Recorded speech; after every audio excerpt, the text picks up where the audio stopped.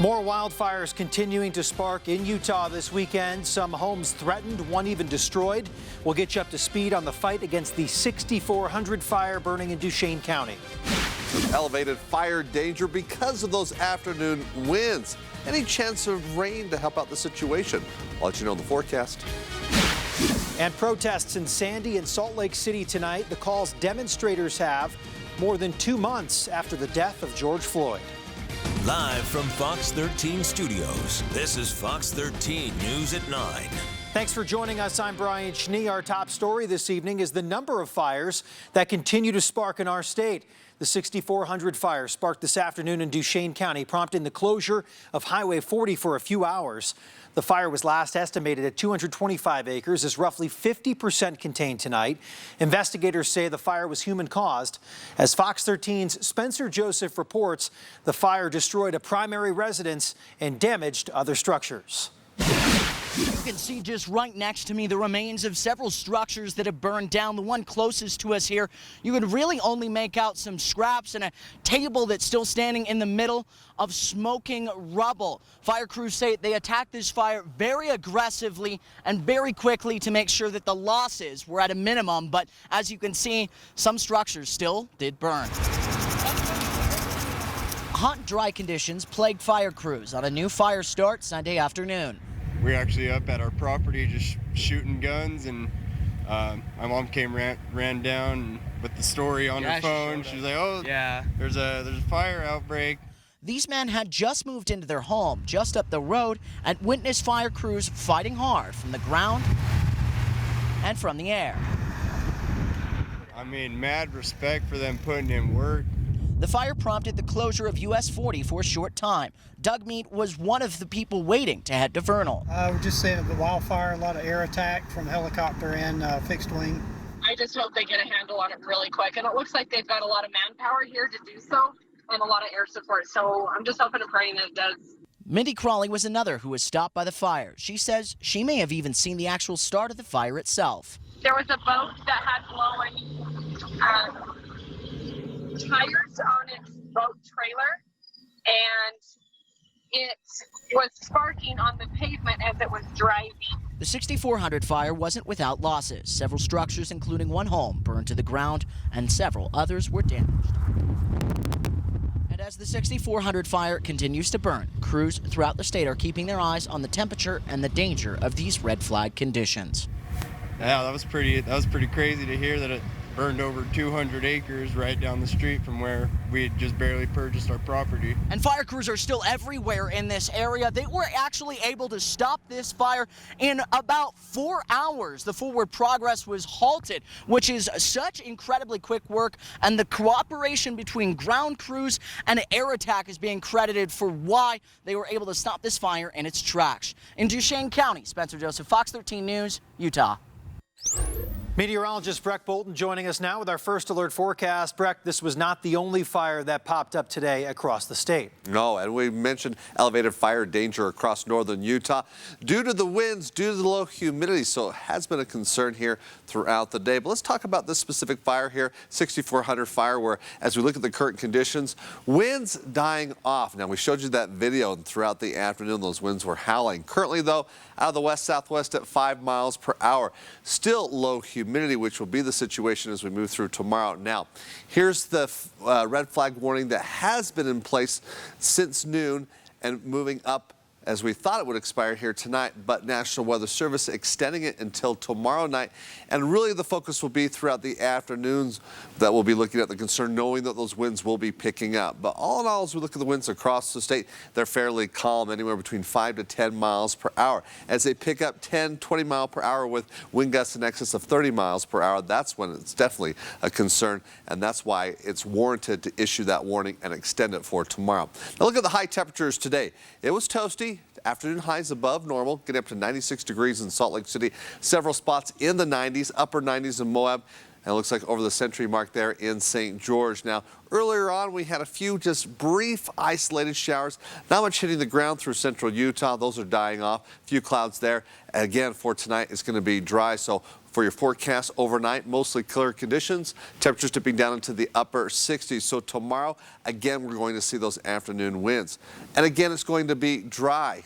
I mentioned any possibility of some rain here over the next 7 days. We'll take a look at that coming up in just a few minutes. Thank you, Breck. See you in just a couple. Taking a look at the Parley's fire now, which is 90% contained. Mandatory evacuations of Mount Ayr have been lifted. Residents can now go back to their homes in that area. Firefighters will now begin to ease their efforts there. Little Dell Reservoir is open once again. Looking at some of the other fires burning in the state of Utah, the Card Canyon fire in Logan Canyon, estimated at just 4 acres. It is burning in timber and juniper. It's not threatening any structures right now. And for the Upper Provo fire, currently 78% containment, estimated at 480 acres. The most active part of the fire is west of Pyramid Lake. There are almost 200 firefighters continuing to work on this fire.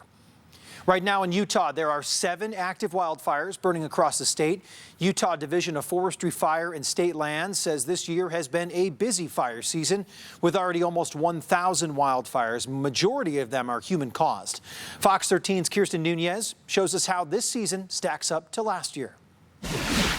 When it comes to wildfires in Utah this year compared to last, we're definitely in a busier fire season. Jason Curry, who you just heard from, says we've passed 1,000 total wildfire starts already this season. Last year, I think we had around 1,100 total. Not only are we on track to pass the total number of wildfires we had last year, Curry says our human-caused fires are way ahead of where they were in 2019 and 2018. About 200 additional human-caused starts compared to the beginning of August back then. The fires categorized as either human-caused or natural. In Utah, Curry says lightning is the most common natural cause. This fire information dashboard from utahfireinfo.gov shows just how many human-caused fires have been started this year. Curry thinks the increase may have something to do with the amount of people heading outdoors. That's probably the bigger factor, is that people are out and about, recreating, traveling, trying to get away and distant. And crews also tackling fires a little differently this year because of the pandemic. We're throwing a lot of resources at fires early on, so that they're far less likely to escape that initial effort to contain. And this year's extreme fire behavior has a lot to do with fire fuels. Not only do we have a decent grass crop from this year, but we had a really good crop left over from 2019 as well. So there's a heavy load and a lot of available fuels. Firefighters urging you to be careful when you head outdoors, doing things like target shooting or lighting campfires. They say those are just some ways the wildfires have been started by people this year. Kirsten Nunez, Fox 13 News, Utah. On top of fighting fires on the front lines, firefighters are trying to educate people on precautions they can take to not be part of the problem. And then we're also working with communities and homeowners to provide information about how to prepare properties. We're deploying crews in a lot of areas to thin fuels and to build fuel breaks. Curry says you can find a report specifically for your home and property to start preparing today. We will link you to the risk website from ours, which is fox13now.com. Dozens of protesters gathering peacefully in Sandy this afternoon, asking for police reform. Fox 13's Adam Herbetz is live at Sandy City Hall with their message and a look at how things went with counter-protesters. Adam, good evening. Yeah, good evening, Brian. Most of the protesters we spoke to this evening said they didn't necessarily have specific problems with the Sandy Police Department, although they were critical in their role in assisting other police departments at protests throughout the state over the last few weeks and the last few months. Their main message, though, not necessarily that they want to defund the police department, but first they want to recommend reforms before going to something more drastic like defunding the police. Certainly, the number one message they had beyond that was body cameras, their first priority. They want all officers wearing them, they want them turned on at all times, and they want there to be accountability for anyone who might accidentally forget to turn it on. Of course, the counter argument to that has always been balancing body cameras with an individual's right to privacy and the logistics of storing a lot of data, which is very expensive. The other thing they're asking is for people to pay attention to more than just the high-profile cases that might be in the national news. The death of George Floyd might have started this discussion, but they do not want that to be the finish. I have respect for what is happening in Minneapolis and what is going on with the Floyd family. I do, but damn it, I do not live in Minneapolis. I live here in Utah. I want it to be safe here in Utah. This is my community. I care, and I want everyone else to care, and I need them to stop being apathetic. If you want to care about Minneapolis, by all means do. But make sure you are just as informed, if not more so, about the issues that are happening here. There was a group of counter-protesters out here. They said their goal is to keep the peace, the same as officers. Some of them were exercising their right to open carry. There was certainly some yelling back and forth between both sides. But at the end of the day, everyone left uninjured. Protesters say they believe that they have earned the right to some respect from the public because they say since that more violent protest on May 31st in Salt Lake City that they've proven to people that they can go about their business without damaging property and that they can police themselves. They're asking for a little bit more credit since then. We're live in Sandy. Adam Herbets, Fox 13 News, Utah. Adam, thank you very much. Another Sunday with protesters taking the streets in Salt Lake City. Now, this peaceful gathering involved a lot of the same folks that were in Cottonwood Heights last Sunday and around the Salt Lake Valley weeks before that. Music, dancing, spreading the message, which was strong communities scare weak governments. Salt Lake police officers worked to help block off streets for those marching throughout the downtown area tonight. Much more ahead on Fox 13 News at 9 coming up. He was shot in the line of duty after a chase in Roy. See how K9 Mick is recovering from that deadly shootout tonight. A car with 4 kids inside rolls into the Jordan River Canal. I'm John Franke in Salt Lake City. I'll explain what police did to help those young victims. Now to a developing story. Tonight, a teenager and young child are in critical condition at Primary Children's Hospital. Now, Salt Lake police say they were pulled from the Jordan River Canal after a car crash late Saturday night. Fox 13's John Franke explains how investigators believe this happened and the actions police took to get those kids out. I want to show you the marks left behind by the accident reconstruction team. Police say that car turned onto DeLong Street, was speeding. It then flipped over and rolled into the canal. Only remnants of the accident remain near the water. Investigators say around 11 o'clock Saturday, a car speeding from Indiana Avenue onto DeLong Street ended up in the canal. Inside that car, a 20-year-old driver and 4 children. The driver and 2 of those juveniles were able to get themselves out of the vehicle and safely onto shore. 2 of the other juveniles were left in the upturned car, completely submerged underwater. Salt Lake City police were first to arrive on the scene. Very little of the car was visible above the murky water. From the get-go, they jumped right out of their cars into action. It's unknown how long the 2 juveniles were in the water at the time. 2 officers jumped in the canal. Salt Lake Fire got there soon after to help the officers rescue the children. With the situation being as exigent as it was, the officers felt compelled to jump in and do all that they could do to get them out of the car. This kind of rescue is not in the police training manual, but it's when where instincts and dedication to service take over. We're more than willing to put our lives on the line to save anyone. With regard to this incident, with the car being completely submerged, officers were completely submerged in the car trying to get the 2 juveniles out at the same time as well. Right now, the driver isn't facing any charges. It appears speed was the only factor. We would just caution all drivers to make sure that they're within the regulated speed limits on our city streets and to take turns cautiously. They can be hard to navigate with bumps and turns and potholes that you may not be aware of. Police say these cases are especially hard and take an emotional toll because they involve such young children. In Salt Lake City, John Franke, Fox 13 News, Utah. Let's take a look at today's COVID-19 numbers. We have 376 new cases since our last update, which brings us just over 44,000 total. 1 new death to report, a male over the age of 45 from Cache County. We have a 7-day rolling average of 411 new cases each day, with 9% of people testing positive. So far, almost 34,000 people have recovered from the virus.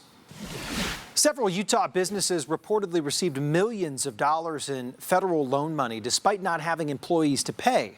Salt Lake Tribune reporting the records released by the U.S. Treasury Department showing 30 Utah businesses received millions of dollars of Payment Protection Program loans. But on their application, they wrote they didn't have any employees. The Tribune reports company representatives believe it's an oversight and clerical error. An update now on an officer-involved shooting in Roy this weekend. Mick, the canine officer who was shot in the face after a shootout early Saturday morning, is on the road to recovery. As we reported, the canine officer had surgery yesterday afternoon. Mick was expected to be in the hospital for the next few days, but is doing so well that doctors sent him home early. The canine officer will be out of action for just 6 weeks and is expected to make a full recovery. Well, the big topic of discussion today was the fire weather that we experienced over most of the state, really. We saw fires kind of popping up all over the place here. Breck, what does it look like for the next couple of days here, and will firefighters be able to achieve some containment on some of those fires? Well, I think they will, but there is one area of concern. That'll be really focusing towards northern Utah here. Tomorrow, as we did have red flag warnings in place for the Wasatch Mountains towards southwest Wyoming, even incorporating some of northeastern Utah. Before we get into that, though, I just want to share a photo coming in from Scott Taylor, who tried to beat the heat where temperatures once again above normal, getting up to Causey Reservoir. Now, this is just east of Pineview. Yeah, beautiful shot there. It looks like those people on the paddleboards and kayaks, yeah, they're doing their social distancing. Do what we can. Of course, the reservoirs have been so busy here over the past few weeks, of course, trying to get through the summer. Temperatures, as mentioned, above normal. We got up to 96 degrees. Our average high is 92. Record for today, 103. As we look at our current conditions, winds calm. Now, throughout most of the valleys, we didn't have a big concern as it pertained to those afternoon winds. The stronger winds were higher up. And again, looking over towards the mountains, the Wasatch back. Temperatures, though, cooling off in the 70s right now in Provo. So overnight, as we do have that extended time with nighttime hours, yeah, temperatures looking to kind of be a little bit cooler, giving us some relief, at least to start off the day, to get out and do a nice morning walk and jog, and that'll be the situation for tomorrow. Now, air quality today wasn't too bad. We were really quite good up until the afternoon, moved to that moderate concern level for just a bit. Probably same situation where the area of smoke, as we look ahead, now turns towards eastern Utah, where we're updating you the fires that are burning, as we mentioned, that 6400 fire there, and also Fairfield fire. As we're looking at that smoke generated, it's going to be really kind of positioning itself towards eastern Utah, southwest Wyoming, but still will have impacts and signs of smoke throughout northern Utah, as we're going to be looking at air quality concerns more towards the Uinta Basin down through Grand Junction. But let's talk about the wind situation. I mentioned as we had that red flag warning, which was supposed to expire tonight, extending it until tomorrow. Wasatch Mountains, Cache Valley, Rich County as well. And let's talk about those winds and where they're going, where again the focus will be across northern Utah, especially as we transition from the morning into the afternoon. Now, again, it's not too strong. Excuse me there. Wind gusts, though, as you can see, 15 to 20 miles per hour. In some locations, it could be even stronger than that.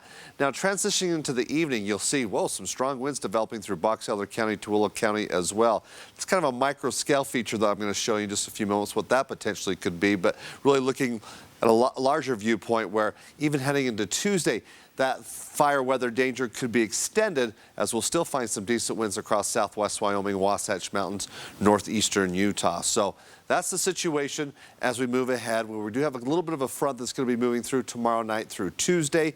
Right now, though, we're looking at clear skies overnight, hardly any clouds, even as we turn towards central Utah. Earlier on, we had a threat of showers briefly as we looked from Emory southward, but that's just not the case right now. Northern Utah, it's clear. And as we look ahead, wider viewpoint, we're going to keep this southwest flow going. But again, a little front will be tracking through tomorrow, which could pose a problem or maybe even a threat of an isolated shower. But let's take a look at our computer models moving for tomorrow. Again, it looks to be fairly dry, except when we move into the evening, we start to see some showers lining up Box Elder County. Not deep enough moisture, they'll probably produce some gusty winds. That's why we're showing, at least in that location, that we can find some stronger winds tomorrow night. But for tonight, it's mostly clear skies. Tomorrow, temperatures very similar to what we found today. It's low to mid 90s, triple digits in St. George. Where for the next 7 days, we keep it sunny, we keep it clear. We don't see that chance of rain, but very hot as we look towards Saturday and Sunday. Northern Utah, it's low to mid 90s, even warmer next week. We keep the rain away, but we'll hold on to those afternoon winds, at least across the Wasatch Mountains. Still ahead, a surge in boat rentals. We'll show you an easy way you can hit the water on your next trip out. And a reminder for you, Fox 13 News now live streaming on Roku and Amazon Fire TV. You can also watch video on demand and replays of our newscasts. Just go to your channel store, search KSTU Fox 13. and install the free app today. We'll be right back. You're watching Fox 13 News. Let's connect. Welcome back. These days, of course, you can rent cars, rooms, bikes, scooters, even pools through an app on your phone. Now it's boat rentals that are seeing a surge in popularity as people look for more things to do during a pandemic. Get My Boat is an app that's similar to Airbnb, but instead of renting rooms or homes, you rent boats, jet skis, or other watercraft.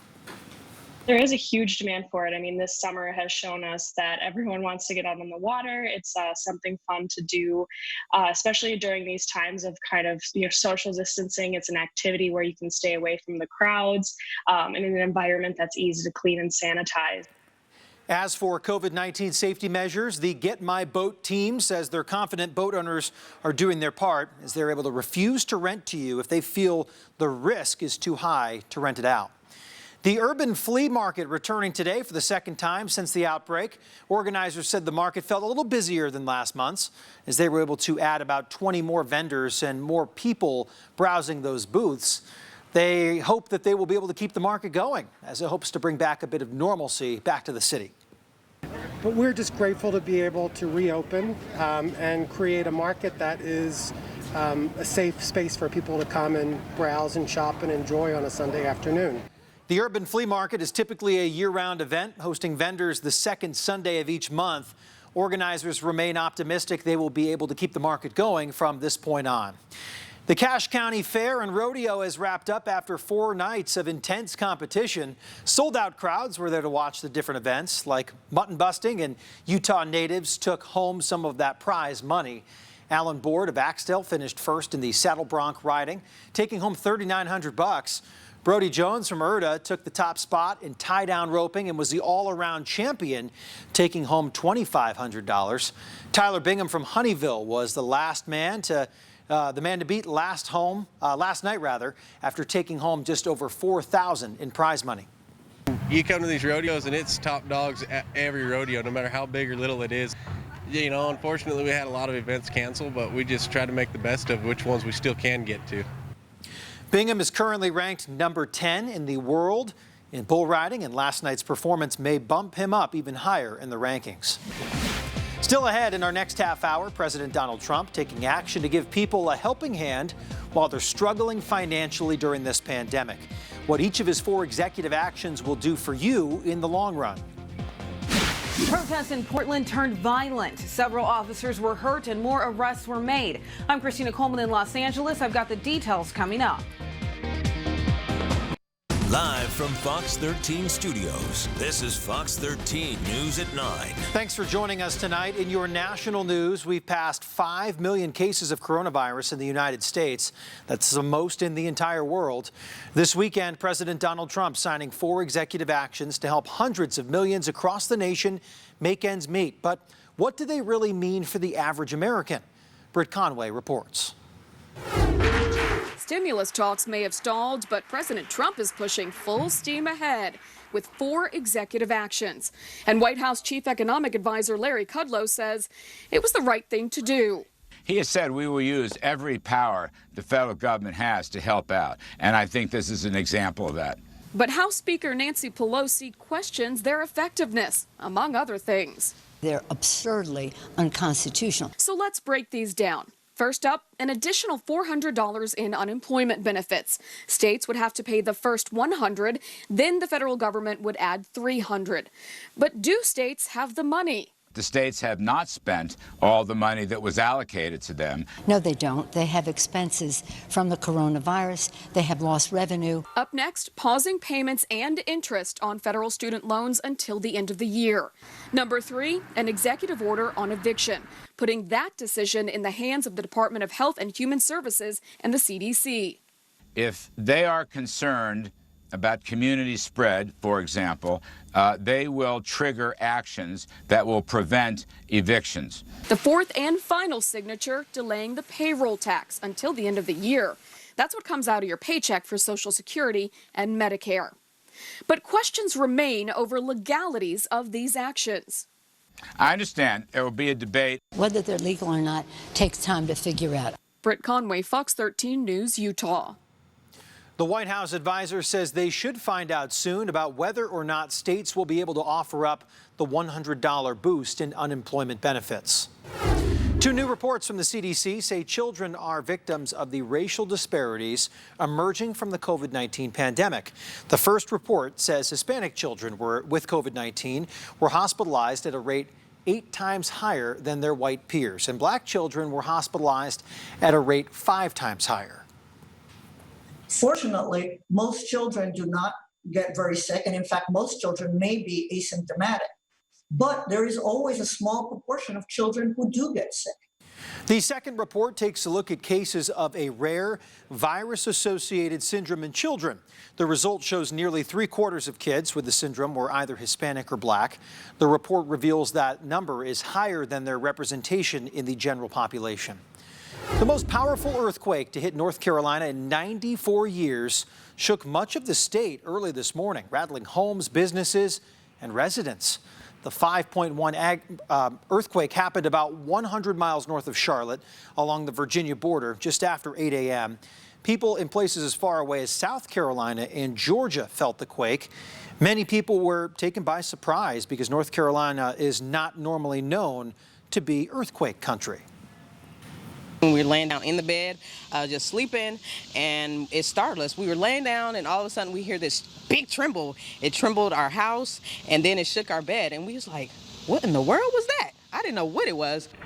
Smaller earthquakes, all 2.6 magnitude or lower, rumbled in the area this weekend. In Portland, police declaring last night's demonstration a riot. This after protesters broke into a police union building and set it on fire. Here's Fox's Christina Coleman.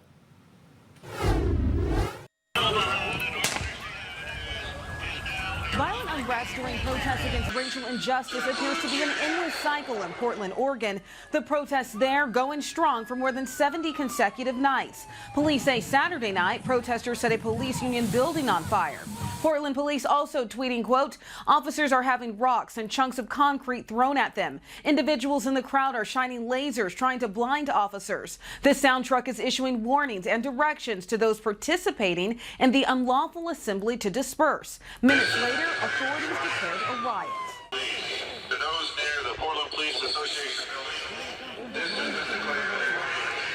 The demonstration started off more than 2 months ago, following the killing of George Floyd in Minneapolis. Millions of people across the country took to the streets, demanding an end to racial inequality and police brutality. However, some of the protesters have turned to violence. The head of Customs and Border Protection says the feds aren't leaving the protests until the violence stops. What you've seen is the violence that started before we got there, the violence that continued when we were there, and the violence has continued even though we've shifted our resources, and now they just directed their violence towards the local police there. Nearly 500 arrests have been made in Portland during the protests since late May for various crimes, including assault and arson. In Los Angeles, Christina Coleman, Fox 13 News, Utah.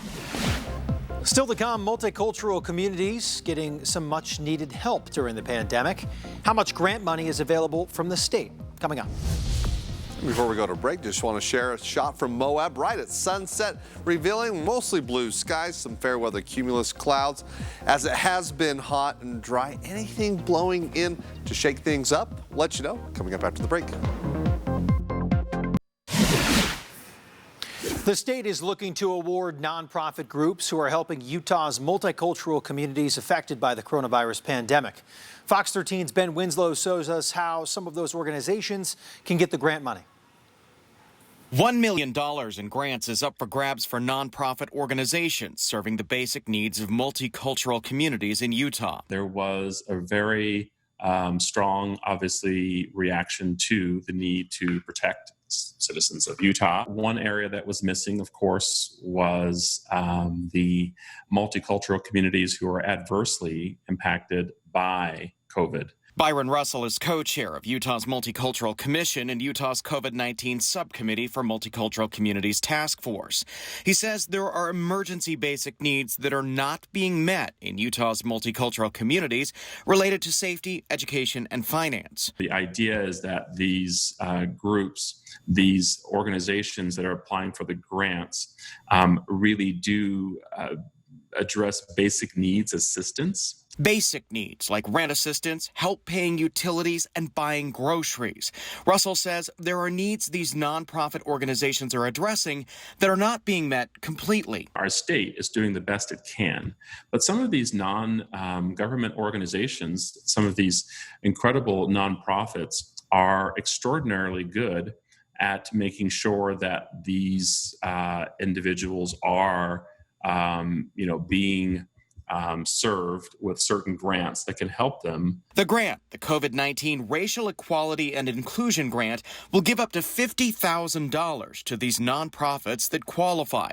The only criteria is that it has to be COVID-related and has to be used by December 31st. All of these needs during the pandemic are extraordinarily important to keep people whole and to make sure that we are not risking members of our community not getting these basic needs. Ben Winslow, Fox 13 News, Utah.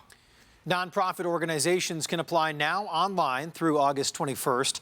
Anyone not involved with a nonprofit that meets the criteria but wants to help can donate to the fund online. That donation will help maximize the money that will be awarded to these organizations. Still to come, crossing state lines to play the game that they love. Hear about the measures some Nevada families might take to get their kids on the field. Tony Finau has told me his game is built for the majors. Now, when's he going to win one? He was back in contention at the PGA Championship in San Francisco today. Played a great round. Was it enough? The highlights are on the way. This is Fox 13 News. Welcome back to Fox 13 News at 9. Right now, lots of student athletes in the state of Utah are getting ready for fall sports. But some of our neighboring states are in the same boat. Jacqueline Schultz from our sister station in Las Vegas reports on how some families are making a big journey to get their kids back in the game. And he eats it up. He can't get enough and just is so excited for the games. Dad, Shane Hickman, is his kid's biggest cheerleader. He also coaches his son Ashton and fifth graders for Moapa Valley Youth Football. The Pirates are a club team for the Sun YFL League. His 11-year-old son Briggs also plays football and club baseball. CCSD fields are closed for games for now. That means the only way his kids can play other teams is driving up to Utah for games. Over there, sports are on for the fall. It's a much easier trek, about an hour for those who live at the tip of Clark County. I mean, he gets so amped up for those games and so excited that it's hard. It would be hard to take him from that. The kids don't ever complain about the drive. If we went 5 hours, they wouldn't complain because the game means that much to them. Families say the option to easily drive across state lines helps competitive high school athletes. The Nevada Interscholastic Activities Association, or NIAA, pushed back high school fall sports to February and condensed the season. Well, we have quite a tradition of having kids go on to play at the next level. Your last chance to maybe get noticed, get that film, if you will, to send to colleges. Moapa Valley High School Athletic Director Dallas Larson says he's revving up momentum for that shortened season, but understands some families have tough decisions to make now. Local athletes who stay busy with summer club leagues can choose to stay in clubs through fall, playing games in Utah. Others have even considered a bigger step, should they move to Utah. Sell your home in Nevada and then actually move to Utah to make that work. So when families ask me, I'm always, hey, it's your family. You got to do what's best for your family. For some, sports are a big part of that. That was Jacqueline Schultz reporting. Utah High School Activities Association has made some clarifications when it comes to transfer guidelines for out-of-state families. Now, families must provide proof of a terminated lease or sale of an out-of-state residence and proof of a new property rental or purchase within the school's boundaries. Well, some drastic measures there to do what you love, but families at least trying to look ahead and get outside, which a lot of people have been trying to do anyways, Breck, as temperatures have stepped back a little bit from where they were last week. Yeah, a little bit. They've scaled back just a bit. In that last week, we were dealing with record-breaking temperatures, triple digits along the Wasatch Front. Throughout the week, we've kind of settled in close to where we should be for this time of year. Thermometer looking to go right back up as we progress throughout the week. But for most days, we'll keep temperatures close to average. I want to share another photo coming in. This is actually Scott Taylor again. I showed you with this photo up in Causey Reservoir. He's covering a lot of ground. Horseshoe Springs over into Willa Valley, Skull Valley Road on your way over towards Dugway. Beautiful shot there. As again, clear conditions, opportunities to go outdoors, and temperatures a little bit more comfortable to do so. 86 degrees currently, mostly clear skies, winds out of the south at 10 miles per hour. Winds looking towards tomorrow, again, still a concern as we have that red flag warning in effect. Just as a reminder, Wasatch Mountains, we started a couple of fires, actually more than a handful of fires here today. So this is the reason why we make you aware we have to do our part, where of course the majority of these fires human caused, and we just have to be so cautious. Now, looking ahead, as we have low humidity, dry conditions continue to persist as we'll keep this dry southwest flow going, where we have a couple little fronts that'll be moving throughout the week, one of which kind of lines things up for tomorrow, but they're not bringing a lot of moisture. We need that monsoon flow to come back into play, but as I've been saying, it's just not setting up to be so, even though this high pressure will be moving closer towards the state. And in that transition, there'll be a brief period of time that we allow that monsoon flow to pick things up and bring in some moisture, at least across some of the state. Who gets hit? Well, let's take a look at our computer models. This is looking long range. Clock here tonight. Let's move it through Monday, as we do have a front that will be lining up and somewhat stalling in across northwestern Utah. Near that front, we'll see some clouds, potentially an isolated shower or thunderstorm. We're talking Box Elder County to Willa Valley. I think for the most part, it'll produce some lightning, maybe some gusty winds, very little rain. And that's the situation for tomorrow night. Tuesday late, kind of in that same region, extreme northwestern Utah. But for most of the state, we're staying dry as we transition into Wednesday. Thursday, starting to pick up a little bit of moisture across eastern Utah. That high pressure moving towards the Intermountain region, but it moves rather quickly. It'll pump in some moisture as we look Thursday, potentially for Saturday as well. But the focus is across eastern Utah. But once it moves too far west, then all it's going to do is bring hot temperatures and that ridge of high pressure building in, as we'll see very hot conditions across southern Utah. And again, the thermometer back on the rise across northern Utah. Hopefully not seeing triple digits, but for one model is showing next week Monday will be awfully close, at least for northern Utah. Tonight, though, overnight lows in the 60s along the Wasatch Front, upper 40s in Park City, 60s and 50s through central Utah. It's another clear day, sunny. Again, that line of showers or maybe potentially some thunderstorms late tomorrow night, kicking up some winds. Again, extreme northwestern Utah. Southern Utah, it will remain dry. It will remain sunny. Temperatures near 100, but then again bumping up heading into the weekend, 106, 107. So those very hot temperatures, again, creeping back up. Not as hot as we saw last week. Again, we're not looking at breaking any records, but still that summer heat hanging around. Now 90s next 7 days, a few clouds here Thursday and Friday. Next week, we're talking mid to upper 90s going from Sunday into Monday. And Brian, sorry to say, we just don't have the rain coming back into play here for the next 7 days.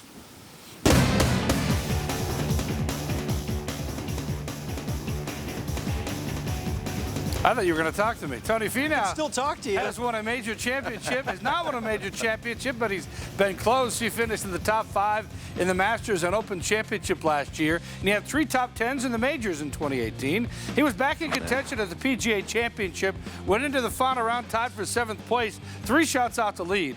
Got off to a great start on Sunday. Nice approach shot on the first hole. He opened up with 2 straight birdies on number 1 and 2. Then on the back 9, the Salt Lake City native rolls in the birdie putt on the 13th hole to get within 1 shot of the lead at 9 under par. He made it back-to-back birdies with another one here at 14 from just off the green. That put him into a 6-way tie for the lead at 10 under par. One of those leaders was Collin Morikawa. The 23-year-old chips it in for birdie on the 14th hole to take the lead at 11 under par. Finau nearly tied him at 11 under with this chip shot. Off the post, the flagstick, Tony shot a final around 66. He played well, finished tied for 4th place at 10 under par, so another great showing at a major. Morikawa was tied for the lead when he hit the shot of the tournament. On the 294-yard par 4 16th hole, he drove it into the green, leaving him a 7-footer for an eagle. What a shot by Morikawa, a little more than a year after playing college golf at nearby Cal. He made the eagle putt to give him control of the tournament with a 2-shot lead at 13 under par. Morikawa has made pars the rest of the way to win with a final round 64, the lowest final round by a PGA champion in 25 years. His third PGA Tour win and first major title. That was his only blunder. He joins Jack Nicklaus, Tiger Woods, and Rory McIlroy as Wanamaker Trophy holders at the age of 23. Coming up on the Fox 13 Sports page, we'll check in with the Jazz in the NBA bubble, plus all the latest college football news. And we'll hear from RSL on their restart of the season. Well, it's time for you to be in the spotlight. Here's another round of highlights from home. Elena Kazakova sent this one in of her 3-year-old daughter playing soccer with her daddy. Dewey the Pitbull loves to play ball. This is from Stella Martinez in Taylorsville. And Jamie Mansouri from South Jordan shows how her dog Atlas is keeping cool during the hot summer days. Hey, if you want to be on Highlights from Home, send your videos to sports@fox13now.com. I don't know, Jeff. I think everyone in Utah was looking for Tony to make that run today, but Colin was just too good. Yeah, he had almost a home field, home course advantage, if you will. Yeah, Tony didn't lose it. Morikawa definitely won it with some big shots. That 16 drive was pretty amazing. It was an excellent PGA championship. Tony's going to get one of these days. He is. Just wait. Thank you, Jeff. We'll be right back. Finally tonight, if you've got the munchies, we've got the coverage for you. Chester the Cheetah has made a move from the chips aisle to the pasta aisle. 3 new flavors of Cheetos branded mac and cheese have debuted this weekend. They are bold and cheesy, flamin' hot and cheesy jalapeno. I'd probably try all 3. The idea came from a fan who already used Cheetos to make a homemade mac and cheese. The new option will be available only at Walmart for right now. Now, PepsiCo says sales of Cheetos, Tostitos, and Fritos have grown by double digits since the pandemic began. Wow. Who doesn't like trying? I know. Those all sound good. Thanks for watching Fox 13 News at 9. Quickcast is next. Sports page coming up in a few minutes. We'll see you then.